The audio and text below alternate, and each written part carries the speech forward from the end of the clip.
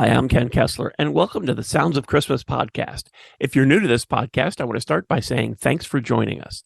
If you're not new, welcome back. Either way, I'm glad you're here. Now, to avoid any confusion, I want to start off by saying there won't be any music played here. This is a place for conversation. I'll talk about Christmas music and some related topics, sometimes by myself and sometimes with guests. If you're looking for music, just go to soundsofchristmas.com and click on the tree or the player on the front page or on the Listen Now page. We play the best variety of Christmas music all year long. Well, except in October, when we play the best variety of Halloween music. Very happy to have Mark Winter, former member of 1980s recording artist Ilusion, here to talk about his new Christmas single and a whole bunch of other stuff as we have time. Thanks for joining us, Mark. Oh, it's great to be here. I mentioned in the intro that we play Christmas music all year long, except in October when we play Halloween music. And when I went to your YouTube channel, I saw that, and I can't remember if these were yours or Ilusion or one of each, but a couple of Halloween songs. There was one Halloween song, and not that I write holiday songs, but it just happened that that was the first song I ever wrote when I was 7. And I was thinking about it, and I said, well, no one's ever really heard it. So I decided this year, I said, why don't I record it? So that was written by 7-year-old me and produced by now me. And that one's called Halloween Is Here. The other one that I was thinking of was the cover of I Want Candy. I consider that now a Halloween song because that's what everybody wants. Yeah, I didn't think of that. But I just thought that was done with Ilusion, yeah. Yeah. But I just thought that was very interesting, and I'll make sure that I play those next October and get those into our Halloween library. But that was a nice find. I saw this and I thought, wow, this is really cool. You wrote and produced Roller Palace, the first roller disco record. That's really cool. 1978, I think. Yeah, that was the very, very first roller disco record, and it was played at the UKTU's roller party at the Roller Palace in Brooklyn. Yeah, they wrote about it in Billboard magazine. So, yeah, that was fun. It was like right at the beginning, yeah. After that, the first musical greeting cards. Yeah. Another really cool thing that we just take for granted now. Right. Back then, they were, I was looking for other things that I could do musically, and so I thought of, well, why don't I do a greeting card? And they had these like little plastic overlays that were records when there were record players.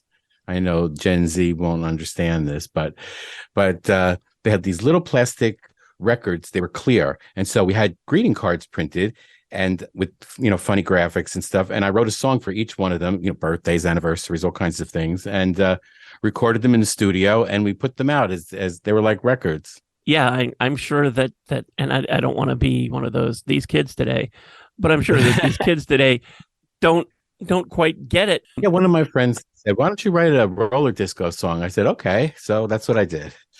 A lot of things are just serendipitous like that. People just say things and I say, okay, let's try it. Now, you were one of the founding members of Ilusion. Would you consider them an 80s band, 80s, 90s? Well, yeah, but I mean, we came out, I Want Your Love and Me was out in 1988 on Epic Records.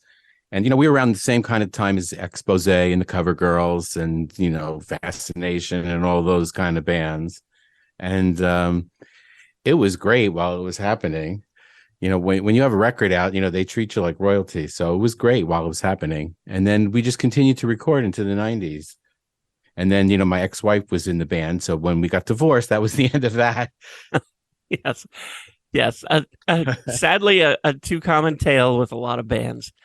I'm guessing around that time was when you wrote Be Proud to Be in New Jersey. Yeah, that was 1996. And I happened to, I don't know if I did or my parents did, see something in the paper that they were looking for songs for New Jersey is the only state that doesn't have a state song. So they were running a competition to find one. And so I said, okay, I could do this. So I wrote one and sent it in, and there were, hundreds of entries. And mine was selected as one of the 3 that they recommended to be the state song. And we went to the State House, and they had this whole big thing, and CNN was there, and in the news, and a lot of little exciting moments, happened along the way of my career. But so that was one of them. And I got this proclamation from the governor, but then they never decided to make a state song, so there's still none. I remember I was in a morning show in Cincinnati at the time, and this became almost a joke because somebody had suggested Springsteen's Born to Run as the state song of New Jersey. And in the song, he talks about it being a death trap. Right. Just talk about leaving. Yeah. You're born to run. You're leaving New Jersey. So a lot of people had heard that this was going on because of that. How cool to be involved in so many of these different things. And yet it didn't happen until recently that you decided to record a Christmas song. Yeah, I just, I was thinking about it, and I said, I'd like to record a Christmas song because the best thing about them is that they come back every year. So, you write a song and people like it, and maybe they hear it, years, down the road once or twice. But when you write a Christmas song every year, there it is, it's back. And I didn't want Mariah Carey to have all the fun. So I figured, all right, let me write one too. What's really neat about your song, you kind of have a tribute to A Christmas Carol in there. Yeah, I figured I would throw some Easter eggs into this Christmas song. So production-wise, it's not in the lyrics, but it's in the production. I have elements from the past and the present, and I don't know, maybe the future in the song. So if you listen carefully, you see on the left side, there's a guitar riff from the 70s. And then at the very beginning, there's the intro is done with like a 80s synth.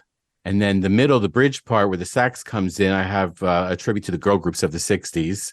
And then on the right side of the song has, more, current keyboard sounds to be the present and future sounds. So I just did that as a little fun thing. Yeah. And it all goes together really well, whether you notice it or not. I should also mention the name of the song is Christmas in the Air. I don't think that I said that yet. I didn't want to just keep referring to it as the song. It's not like this is something that's blatant in there. It's just, it's part of the song. So if you're not going to looking for it, you're not going to notice it. But if you do, I think it's a nice Easter egg to come across. Right. Well, so I figured it'd be a conversation starter. No one would really notice it unless I told someone, and then they would go looking for it.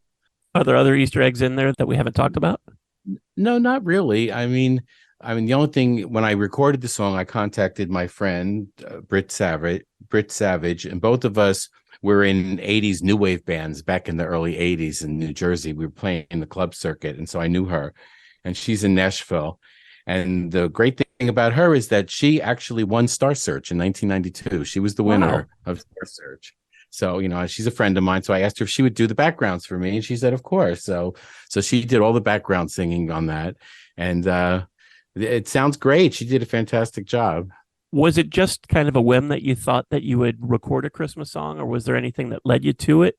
I've wanted to do it for a while. I just thought this would be the best time. I don't know. I just thought let's just like everything else I do. I said, let's do this. I'm going to do the Christmas song now.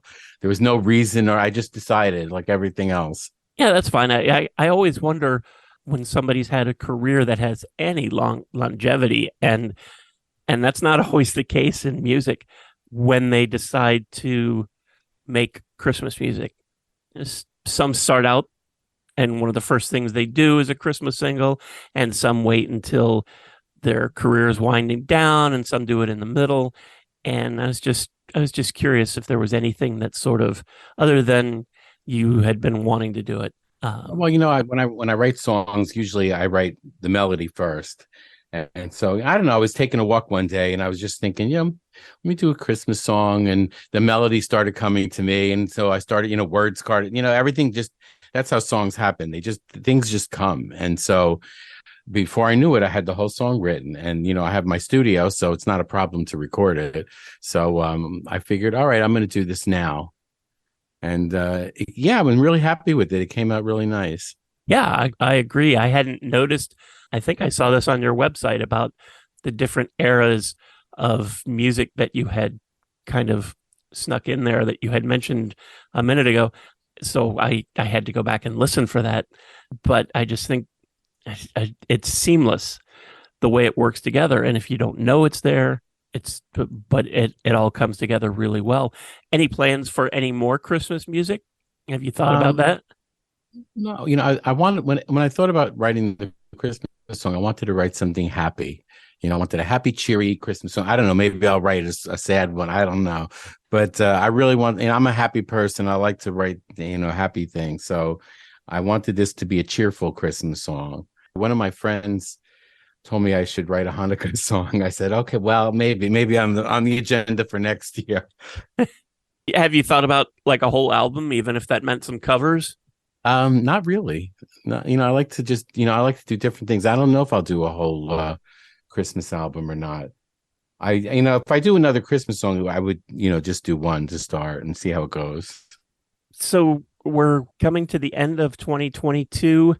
What's on your agenda for 2023? Any other new music that you're working on? Right before the Christmas song, I did a summer song called Party at the Poolside. And so that one I was doing really well. I just, I'm trying not to do seasonal songs, but I don't know, they just seem to happen. So I did the pool song, and that's doing really well. And then I did the Christmas song. So, and then I also did a football song. So I don't know. I'm gonna have to come up with some ideas that aren't seasonal. Then I also have my day job, which is kind of like what you're doing. I own Pet Life Radio, which is the largest pet radio network and podcast network on the planet. And so we have 75 different podcasts and shows. So that keeps me pretty busy. So I have to, sneak the music in between. Do you mind talking about that a little bit? I love pet stuff. Yeah, I started, I got into podcasting in 2005. And right at the very beginning, I worked for a couple different companies. I mean, that down here in Florida, I worked at Party 93.1 and I worked at Y100 and I was the producer there. And then nobody even knew what podcasting was. So I was there for 2 years until I decided to do my own. So I started Pet Life Radio with my son in 2007. And, we had like we started with like 7 shows. And I said, well, okay, this should be enough. And then it was like exploding. And so now we have over 75 shows. We've had all kinds of celebrities on. It's like going nonstop. So I'm really busy with that. And if you go to petliferadio.com, and the podcasts are on all the platforms, and our live stream goes out to 250 million subscribers on iHeartRadio and Odyssey. Tune in for those. Wow. That's probably going to seem like a really stupid question, but what, okay. Since there are so many shows, what's it about? Is it just about anything that would have to do with pets or specialized particular areas? Yeah. We have some general pet shows, and two of them that are my favorites. One is called Oh Behave, and it's like all about everything. And then we have another one called Covered in Pet Hair, and that's like a boozy show. So it's kind of the guests come with their drink and they talk about pets. But then I have other shows that dogs, cats, fish, birds, pet fashion, pet health. We have a lot of veterinary shows. We have pet product shows. And we have the number 1 cat show, cat podcast, worldwide on Pet Life Radio called Catitude. And we've had a lot of celebrities on, Jennifer Aniston and Paris Hilton and I don't know, Hilary Swank. I mean, I could go on and on. We've had like hundreds of them. So it's been, that's been really fun. That keeps me busy most of the time. So, it's a miracle I have time to write music. Yeah. People so often want to pigeonhole artists in that, okay, you were in this 80s band Ilusion, so that's who you are and that's what you're about. And then you're doing the pet shows and okay, that's what you're about. And now you've got a Christmas song. And the truth is we all have so many different things that we're passionate about that we want to do. It's great to hear somebody who's doing that. it's all related. It's all audio. So, that's really my passion, music and audio and radio. And it's all, under the same umbrella. And it's what I love. So, any way I can do that is I do it. The song that we were talking about, Christmas in the Air, it's available everywhere that you listen, download music. What's the best way for people to connect to you, Mark? Well, I have my website is markwintermusic.com. I'm guessing that the website is probably the best way, and there are probably links there to the other things. And you also have, I was going to mention the YouTube channel. There's a relatively new video. Well, of course, the song just came out for Christmas in the Air, and along with the Halloween songs we were talking about before. But you can go there, go to Mark's YouTube channel and subscribe. And that way, when he does come up with another song and post it there, you'll be one of the first to get it.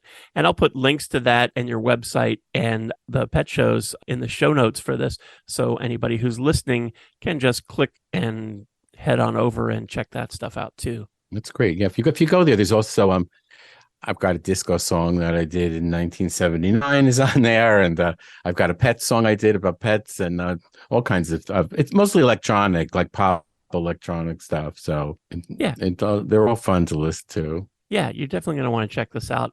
The pet song, I'm assuming you mean I Love My Pets, which is very cute. So Christmas in the Air is the song, streaming everywhere.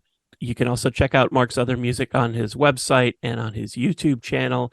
And check out the Pets podcast. I'll get a link for that too in the show notes. And you can click on over and check that out. Mark, it's been a lot of fun chatting with you. Thanks so much for spending time with us today.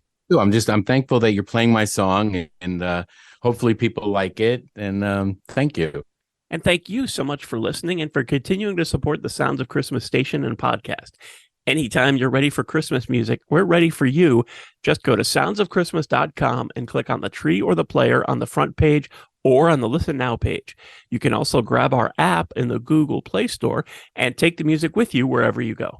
And as far as this podcast goes, we're now on lots of podcasting sites. So if you didn't find us on your favorite today, just search for the Sounds of Christmas next time you go there, and I'm pretty sure you'll see our tree. Then you can subscribe and you'll never miss another episode. If you have comments or suggestions on this episode, previous episodes, or the Sounds of Christmas station, feel free to reach out to me on social media or through the website. Thanks again. And may you always believe in Santa Claus.